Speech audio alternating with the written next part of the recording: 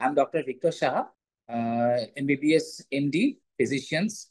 So today we will give a talk about the GERD and acute lung injury. GERD অর্থাৎ gastroesophageal reflux disorder আক্রান্ত রোগীদের মধ্যে যে acute lung injury বা এএলআই কিভাবে হয়, কেন হয় এবং তার প্রতিকার কিভাবে হতে পারে বা তার প্রতিরোধ কিভাবে করা হতে পারে সেটা নিয়ে আমরা বিস্তারিত আলোচনা। প্রথমেই আমরা যে আলোচনাটায় চলে যাব সেটা হচ্ছে জিইআরডি কি বা গ্যাস্ট্রো ইসোফেজিয়াল রিফ্লাক্স ডিসঅর্ডার কি।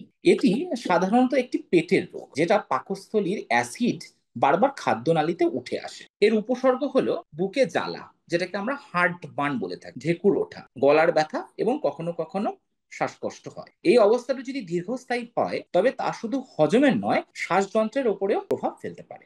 দ্বিতীয়ত আমরা চলে আসবো what is acute lung injury or ALI। So acute lung injury হলো ফুসফুসের একটি গুরুতর অবস্থা যেখানে হঠাৎ করে ফুসফুসের মধ্যে ব্যথা হয় এবং যার ফলে অক্সিজেন গ্রহণের সমস্যা হয়, শ্বাস নিতে কষ্ট হয় এবং রক্তে অক্সিজেনের মাত্রা কমে যায়। ALI অর্থাৎ অ্যাকিউট লাং ইনজুরি একটি মারাত্মক অবস্থা যা সময় মতো চিকিৎসা না পেলে মৃত্যু পর্যন্ত ঘটতে পারে। তো জিআরডি থেকে এই ফুসফুস কিভাবে ক্ষতি হয়? সামান্য একটা গ্যাসের অসুবিধা থেকে আমাদের লাংসে কি করে এফেক্ট করছে আমরা এবার সেটা নিয়ে আলোচনা করব।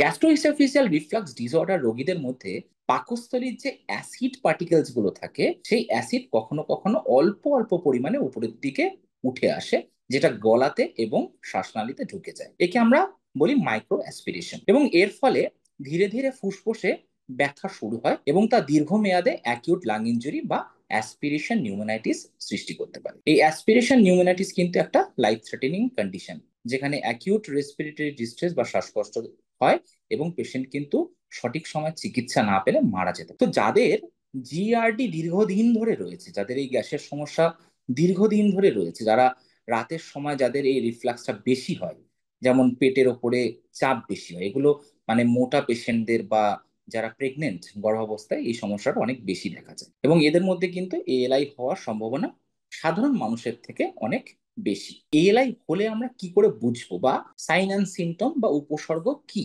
হঠাৎ করে শ্বাসকষ্ট হবে, কাশি, কখনো কখনো সেই কাশির সাথে রক্তও উঠবে, বুক ধড়ফড় করা এবং অক্সিজেন স্যাচুরেশন কমে যাওয়া। যদি আমরা বুকের এক্স রে বা সিটি স্ক্যান করি তাহলে সেখানে আমরা লাংসে কিন্তু সেই শ্যাডোটা পরিষ্কারভাবে দেখতে পারবো এবং এবং আমরা এখন আলোচনা করব যে কি করে আমরা এএলআই ডায়াগনোসিস করব। সো জিআরডি এবং এএলআই একসাথে থাকলে সেটাকে ডায়াগনোসিস করা, রোগ নির্ণয় করা খুব কঠিন হতে পারে। তবে আমরা কিছু পরীক্ষার কথা আলোচনা করব যে পরীক্ষার মাধ্যমে আমরা জিইআরডি এবং এএলআই ডায়াগনোসিস করতে পারি। এএলআই আমরা বুকের এক্স রে বা HRCT থোরাক্স করে আমরা ডায়াগনোসিস করতে পারি। এট্রিয়াল ব্লাড গ্যাস অ্যানালাইসিস করা যায়। এট্রিয়াল ব্লাড গ্যাস অ্যানালাইসিস করে আমরা রক্তে অক্সিজেনের মাত্রা দেখতে পারি এবং সেখান থেকে আমরা এএলআই ডায়াগনোসিস করতে পারি। ব্রঙ্কোস্কোপি খুব একটা ইম্পর্টেন্ট ইনভেস্টিগেটিভ প্রসিডিওর যার মাধ্যমে আমরা অ্যাকিউট লাং ইনজুরি ডায়াগনোসিস করতে পারি। এবং গ্যাস্ট্রোইসোফেজিয়াল রিফ্লাক্স ডিসঅর্ডারের ক্ষেত্রে আমরা 24 আওয়ার পিএইচ মনিটরিং করে থাকি ফর ডায়াগনোসিস। ডায়াগনোসিস করার পরে আমরা সব থেকে গুরুত্বপূর্ণ পার্টে চলে আসবো, সেটা হচ্ছে treatment. What are the treatment relating to GRD and acute lung injury. জিআরডির ক্ষেত্রে আমাদের ডায়েটটাকে কন্ট্রোল করতে হবে, খাবার নিয়ন্ত্রণ করতে হবে, ঘুমানোর সময় মাথা উঁচু করে ঘুমোতে হবে যাতে পাকস্থলী থেকে ওই অ্যাসিড পার্টিকেলসটা আমাদের খাদ্যনালীতে বা গলাতে উঠে না আসে। প্রোটন পাম্প ইনহিবিটর ব্যবহার করতে হবে। First choice of drug is omeprazole. কখনো কখনো যখন আমরা ওষুধের মাধ্যমে এটাকে কন্ট্রোল করতে পারি না বা সিভিয়ার কেস অফ জিআরডি, তখন আমাদেরকে সার্জিক্যাল প্রসিডিওরের মাধ্যম নিতে হয়। আমরা সেখানে নিসেন ফান্ডোপ্লিকেশন বলে একটা সার্জারি হয়, এই সার্জারির মাধ্যমে আমরা জিআরডি কে ম্যানেজ করে থাকি। Now coming to the what are the treatments relating to acute lung injury or ALI. এখানে সব থেকে গুরুত্বপূর্ণ হলো অক্সিজেন থেরাপি। পেশেন্টের শ্বাসকষ্ট হলে বা রক্তে অক্সিজেনের মাত্রা যদি কমে যায় তখন আমাদেরকে সাপোর্টিভ অক্সিজেন থেরাপি দিতে হয় এবং এই পেশেন্টকে কিন্তু আইসিইউ তত্ত্বাবধানে রাখার বিশেষ প্রয়োজন রয়েছে। স্টেরয়েড বা অ্যান্টিবায়োটিক প্রয়োগ করতে হবে যদি সংক্রমণ বাড়ে, যদি ফুসফুসে অক্সিজেনের সাপোর্ট লাগে, সেখানে আমাদের ভেন্টিলেটরি সাপোর্টও প্রয়োজন হতে পারে। ট্রিটমেন্টের পরে এবার আমরা চলে আসবো আমরা এটাকে কি করে প্রতিরোধ করতে পারবো, যেটা খুব গুরুত্বপূর্ণ। ট্রিটমেন্টের থেকে এটা অনেকটা বেশি গুরুত্বপূর্ণ। জিইআরডি হলে আমাদেরকে দ্রুত চিকিৎসা নিতে হবে। মানে দীর্ঘদিন ধরে গ্যাসের সমস্যা বলে আমি ওভার দ্য কাউন্টার শুধু গ্যাসের একটা ওষুধ খেয়ে যাচ্ছি কিন্তু ডাক্তারের সাথে কনসাল্ট করছি না, হচ্ছে ব্যাড কনসেপশন। আমাদেরকে জিইআরডি কে কোনোভাবেই অবহেলা করা যাবে না এবং তাড়াতাড়ি সেই জিইআরডি ট্রিটমেন্টটা স্টার্ট করতে হবে।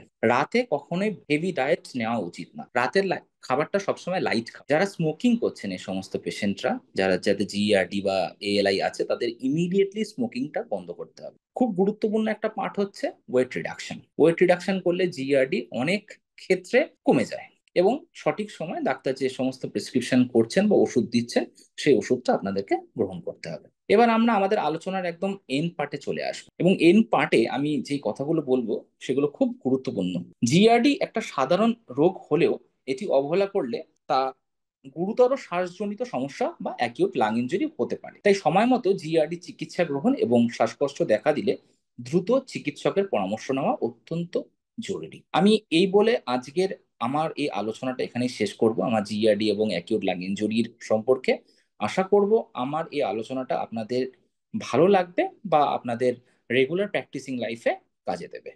যদি আপনাদের কোনো প্রশ্ন থাকে জিআরডি বা অ্যাকিউট লাং ইনজুরি নিয়ে, তাহলে forum is all yours. You can ask any kind of questions, if any.